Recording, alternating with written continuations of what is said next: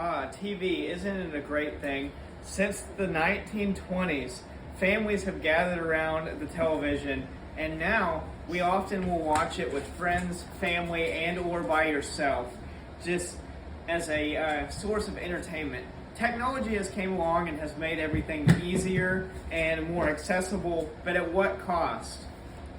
Streaming services now are too costly, and they have become burdensome and not effective at what they originally set out to do. They have now exclusive content, which has made it extremely hard for the consumers to make a choice. There are over 200 streaming services in the US that are available now, and they are worth, some require subscriptions and some are free. I feel like almost anyone can relate to this problem, and that is because TVs are all around us. They're in every household. I believe that they're also in restaurants, they're in hair salons, just anywhere and everywhere. There's screens all around us, and we're just surrounded by media at all times. So this links to everybody. And so we now move on to the Nielsen report that said in July of 2022, cable was still preferred over streaming services at a rate of 34%, while streaming was at 31.5%. In July of 23, streaming has now moved up to 38.7%, while cable is at 29%, and it's dropping fast. So the desire for a cost-effective and cheaper route to view your media is still out there despite the rising cost in streaming services. So we need to be able to find a way to find a cheaper alternative without creating a new issue to replace our streaming services. So cable originally existed, and at first it was great. It had access to tons of channels and all playing at live time, so you could hop in and watch a show whenever you are and just whatever's on. However, it's become way too expensive, and then streaming was born, and you could watch whatever, whenever, on whatever you wanted to, and it was a lot less than cable. So a lot of people decided to cut the cord with cable. So now, this has created a new issue. There's too many subscriptions, there's too many fees, there's too much exclusive features, and it's just left everybody feeling like defeated, and there's just got to be something we can do to fix this problem. So in the beginning, there used to be just Netflix, and it was okay, and it was great. Now there's over 200 subscriptions, and very few of them are actually free. So the COVID pandemic has allowed for this to get worse. A lot of people have been able to jump on this streaming bandwagon ever since then because people have been trapped at home, had nothing to do but watch TV and consume media. So this has also allowed for another problem to pop up. Some small channels and some broadcast things like AMC, Discovery, ESPN, and CBS and NBC have all jumped on this streaming bandwagon, and they want to be a part of it.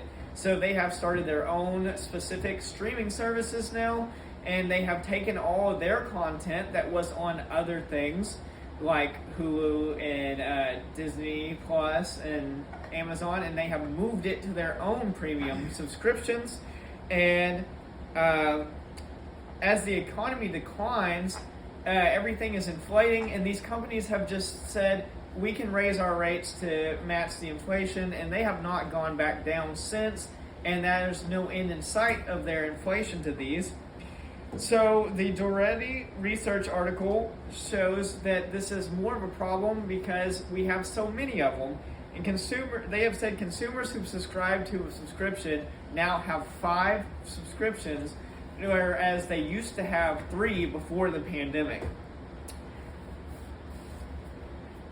While there are some free options and alternatives to this, like Pluto TV, Tubi, and Roku, these just pale in comparison to what Netflix is, and they just kind of get squashed out and forgotten about. So the streaming industry is nearly worth $60 billion, with the top 4 businesses generating 70% of the revenue. And the prices are still rising despite all this money that they are making.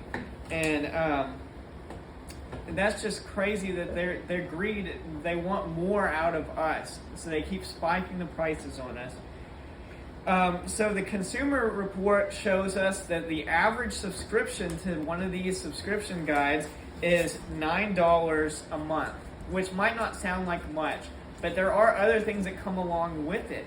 Like you can upgrade to get features like that have essentially live cable on there, which makes no sense. It defeats the whole purpose of the streaming service. And then also there are things you can do like upgrading to commercial-free ad-free stuff. And you can also upgrade to get more additional free stuff on there.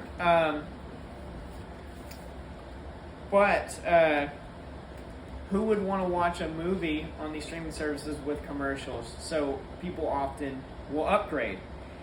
Another big thing that's driving a problem with these companies is these companies really know how to play on human emotion and the fear of missing out. Many people have the fear of missing out. They hear their coworkers talking about something that they're watching that happens to be on Hulu, and you don't have Hulu, you have Netflix. So then you have to decide, do I want to buy Hulu also to watch this or not? They also put out these original shows and movies that are only on their platform, so it inspires you to watch their platform. So people are more consumed by buying what is trending, which is driving this issue, because we're Americans and we like the consumer culturism, and they play on that a lot. They're also playing on fear of missing out with live sporting events, which are now being moved from TV to now streaming services like NFL football on Thursday nights you have to watch on Amazon Prime. And then also NFL is being moved to things like YouTube TV, which are causing an issue in that part. So now we see that in 2023, 83% of households in the USA are subscribed to Amazon Prime, Netflix, or Hulu. And additionally, 12 other popular services accounted for 5%, which brings up to the total to 88% of households have a streaming service, which shows you how the problem is spread just all around. So I know that TV is a first world problem and that we really shouldn't care about this very much when there's other issues going on. But why should we have to hate something that's bringing us joy in this time?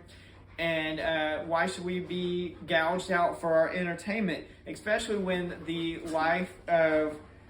cost of living is so high? So there are some things that we could do about it. Some potential government policies could be put into place that could help prevent these companies from gouging us out price-wise, and could keep content from being so exclusive on other areas. But at the end of the day, it's a personal responsibility, and we have to take blame for it as well. We cannot let fear of missing out or peer pressure distract us from the fact that we're going to put ourselves in a financially difficult situation because of our streaming services. But we aren't only to blame. The corporation is also to blame. Internet entertainment should not be complicated, and corporate greed is interfering with that. Something has to be done about these corporate greed, and we have to figure out a new alternative without creating a new issue. I know this may not seem like a huge issue right now, but it will be a huge issue if we allow it to continue and grow, and we won't be able to stop it then. I know we can unite together and we can stop overpaying for these streaming services, and we can stretch them thin and their prices will drop, or we can find a new alternative. Thank you for listening.